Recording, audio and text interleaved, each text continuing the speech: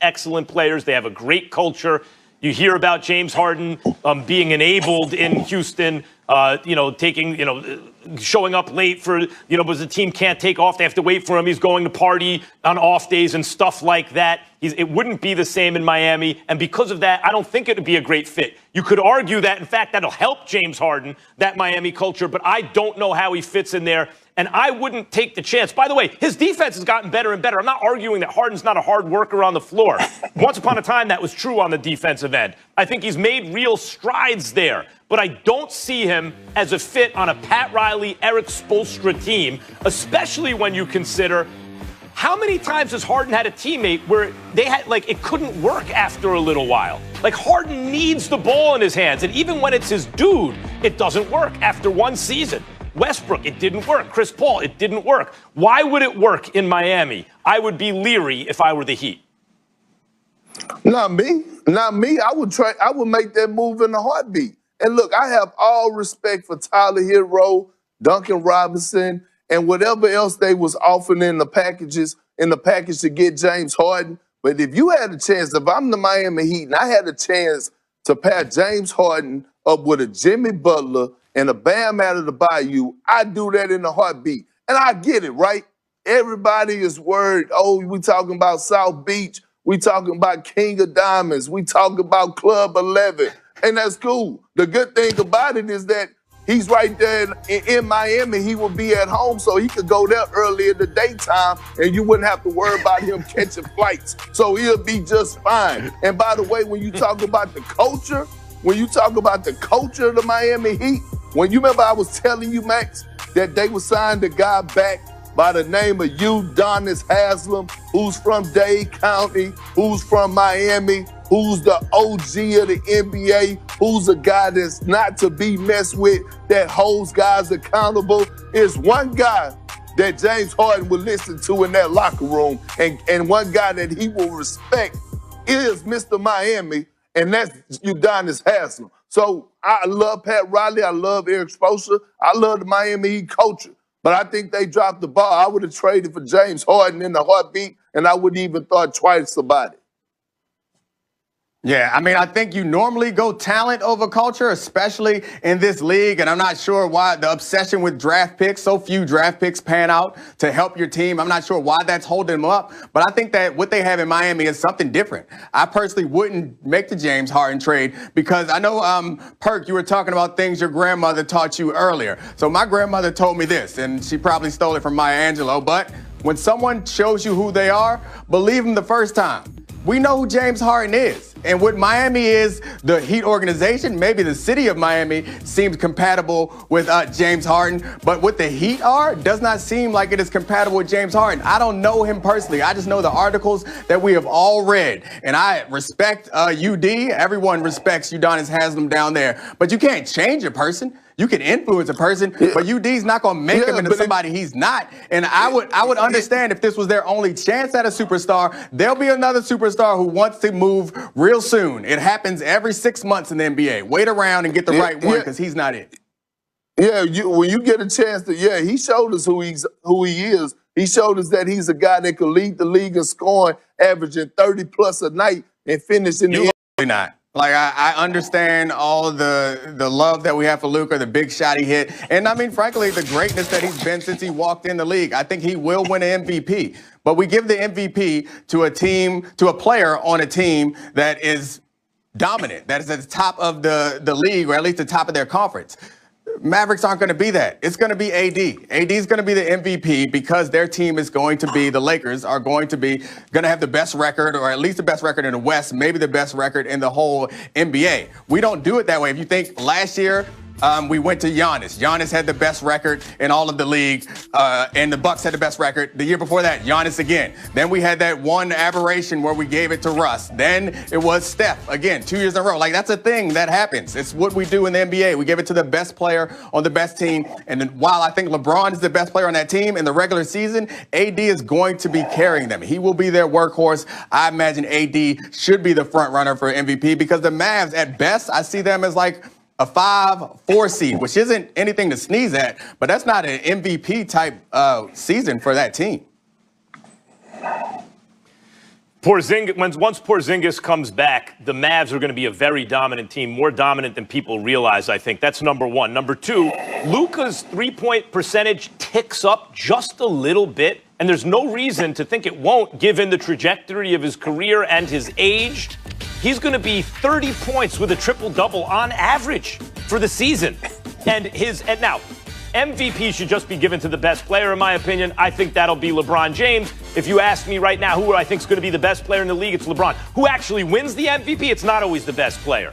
Luka's going to put up cartoon statistics for a dominant team. He's clearly going to be the best player on that team, and as great as Porzingis will be, I believe if he's healthy, Porzingis is going to miss a nice chunk of the season, taking him out of the MVP conversation. He's not going to peel away votes from Luka, whereas LeBron and AD will peel away votes from each other. Luka Doncic is going to win MVP this year. No, he won't. No, he won't. And I love Luka, but LeBron James, it's time for him to pass the torch. And I think we saw that last year. He went through Anthony Davis. And coming into this season with a sharp turnaround in the offseason, we won't see a lot of LeBron. He probably won't be playing a lot of minutes. But Anthony Davis will. And with the supporting cast that he has, he's going to tear the league up. Like I said, this is a guy that is a generational talent, Max. We've never seen nothing like Anthony Davis. Nothing.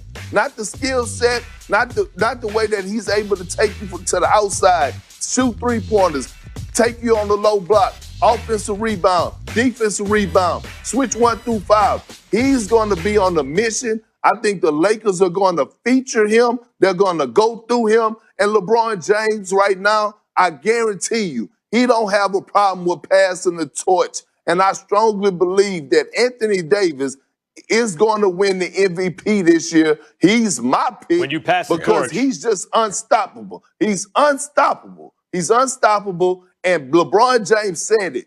Hey, this is a short turnaround. And this is what I got Anthony Davis for, Max. So if you can't read the writing on the wall, he said it clear as day. He's passing the torch. He started doing it when you pass the torch, you pass the ball. That's why.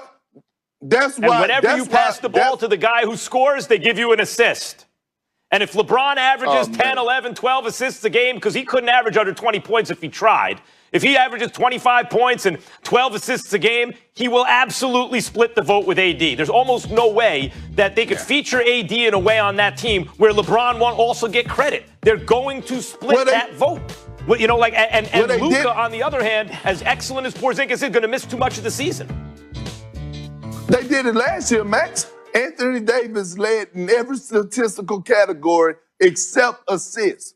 So that means to tell me he led in steals, he led in points, he led in rebounds. Did he win MVP? Led in blocks. So I'm telling you, Max, it's only going to get better. This was year one playing with LeBron James, and now we're going into year two after a championship, after a short turnaround. LeBron James is not going to have a problem deferring to Anthony Davis. The Los Angeles Lakers is now Anthony Davis' team. Your best argument, Max, I think, is that they're going to peel away some of the votes. It's going to make it harder for him to win. But I don't think that matters if LeBron is on board.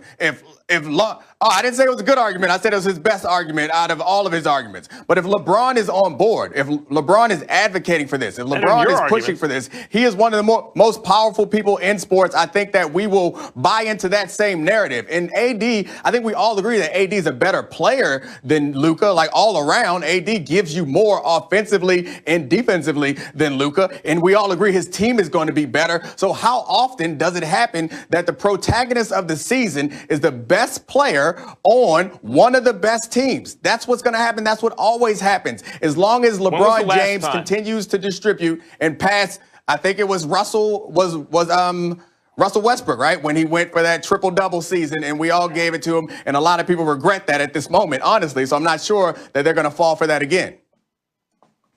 Well, Dominique, I'm so proud of you, man. He's going to be 22 years old. He's still getting better. You back in your bag. Appreciate it. I had to warm up a little bit. Max threw me off. He's still getting better. Anthony Davis, you guys think the stats are just going to get better and better. AD's been putting up monster stats forever.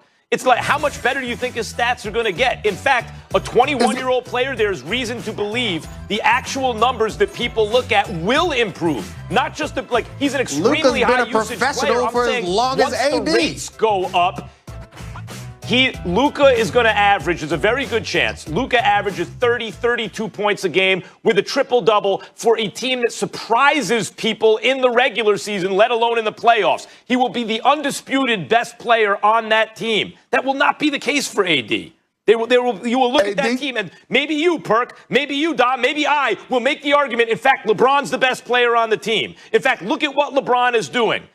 It's going to be tough to give AD the MVP. Max, I could see Anthony Davis averaging 28, 12, and about 2 blocks. That's MVP numbers. With the Lakers finishing #1 in the Western Conference, that plays a huge part. That plays a huge part, Max.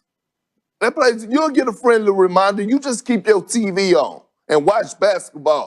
You just said 28, 12, and 2, right?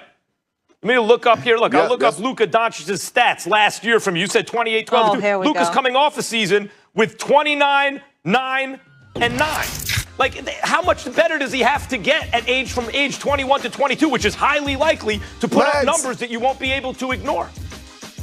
Max, he has more use. He has the ball in his hands more than Anthony Davis. Anthony Davis is efficient. He's more efficient. That matters too, Max. You just brought up Giannis and his PER and his efficiency and his analytics, but you don't want to bring up the PER and all that. I guarantee you Anthony Davis' PER is better than Luka's. You're not asking me. I guess defense doesn't matter either, Max. I think is the better player. You're asking who's going to win the MVP. The dude with the ball in his hands in the modern game wins the MVP. Molly's talking, Max. You guys want to do another topic here? Yeah, Max, Molly's talking. Listen, Meek, you started off slow. You redeemed yourself, Max. You're still going slow, Max. All right.